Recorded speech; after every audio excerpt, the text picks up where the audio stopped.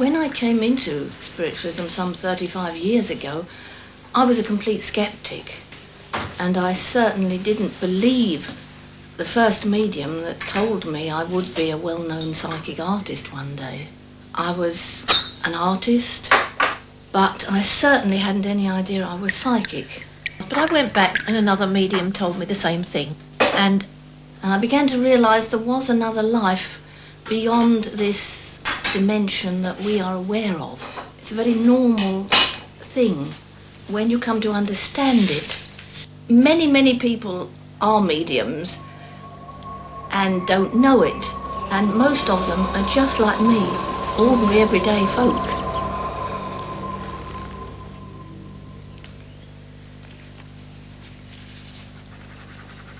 Sometimes they get very, very, very excited, and this man is a very speedy character. He wants everything done at the double, one feels. I couldn't do from memory, as good a likeness of my father as that is. In the photo, Tom's father was 30 years older. Even so, the resemblance was there. Did he believe in mediumship? Not really, no. I'm sceptical. Well, I don't attempt to explain it at all. It's inexplicable. I literally feel as if I'm the person I'm drawing. Size, temperament, all of it becomes part of me, and I try to put down what I feel like rather than anything that I actually see. Sometimes I don't even know whether I'm drawing a lady or a gentleman until I've got it on the paper. She had drawn over 60,000 of them in her life. The resemblance to the photos was striking.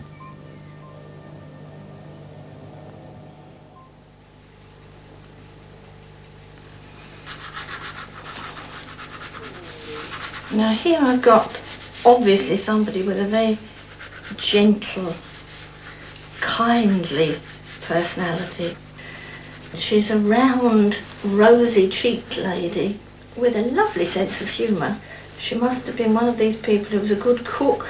She's the sort of person that, particularly when you were a child, would have wanted to give you so much affection and love. And she still does. Yes. Very, very beautiful. She's got such twinkly, beautiful eyes.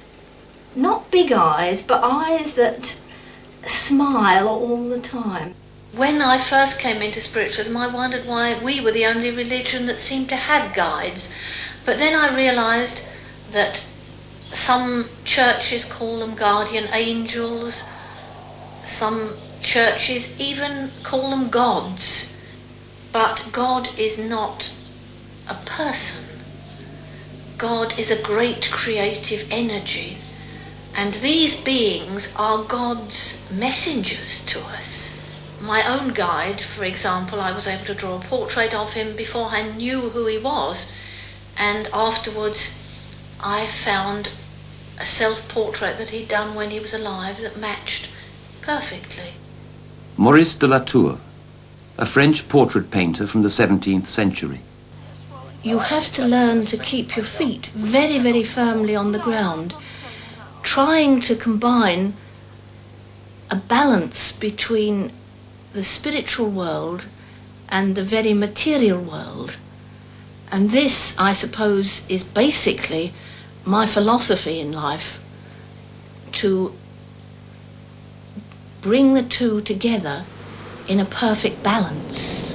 Very often, heaven and hell don't start when we pass through the barrier that we call death. We can have our own heaven here and our hell. We create it. Nobody condemns you to any suffering. Nobody pays you for what you are doing. You simply create your own future by what you do now. Wie er älter wurde er vielleicht etwas länger im Gesicht. Ja, das stimmt. That's right. And his parting words are, go home and be happy. Seine letzten Worte sind, geh nach Hause und sei glücklich. Then he will be happy. Das ist mein Bruder. For days now I've been comparing the pictures, but what impressed me most was the way Mrs. Polge described his character. So eindeutig kann das niemand machen, kann das niemand erfinden. Das war fast, wie wenn ich meinen Bruder getroffen hätte. The important part of mediumship, as I see it, is purely to introduce people to something far more advanced, far more spiritual. Most of the great spiritual teachers you will find produced psychic phenomena, gave the signs that people wanted. But there must come a time in everyone's progression where they cease to need those signs. As we come to the end of this age, into the Aquarian age, an age of change and new beginnings, then we shall all begin to develop that hidden talent within us, and people like myself will be unnecessary. And if we follow our path wisely and well, then we shall all be our own medium. Death is a very, very beautiful thing when you understand it.